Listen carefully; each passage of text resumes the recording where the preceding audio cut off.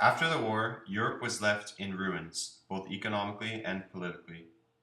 In a conference, Marshall from the United States met with Stalin from Russia to discuss the future of Europe.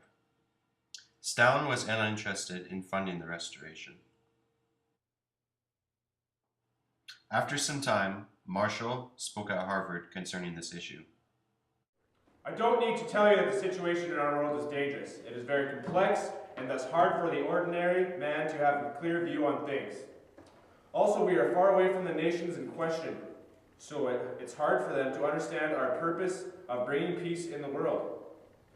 It is clear that damage is enormous and we must help our fellow man. Thank you. Thank you.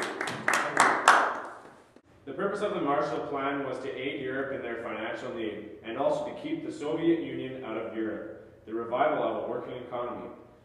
It was very effective. It provided more than $13.3 billion to Europe. Some of the achievements included the GNP in Europe rose from $119 billion in 1947 to $159 billion in 1951.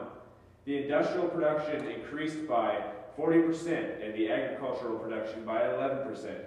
In 1953, the Europe trade volume had increased by 40%. Due to the war, Greece and Turkey are in ruins, and so is the rest of Europe. Our goal is to prevent the Soviets from coming into these countries. Britain has supported Greece for a great number of years. Unfortunately, due to the war, they are unable to further support these countries. So we have decided to give them money to help them to keep the Soviets out of our countries. After some opposition, the United States government gave Greece $400 million in military and economic aid, and they also gave Turkey $100 million in military and economic aid. Due to the fear of communism, a number of nations met for a conference in Brussels, Belgium. Major diplomats came from Western Europe and North America. Nations including Canada, America, United Kingdom, and the Netherlands came.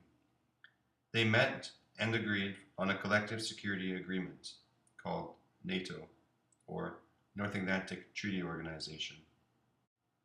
Every member of the treaty brought something to the table, both militarily and economically.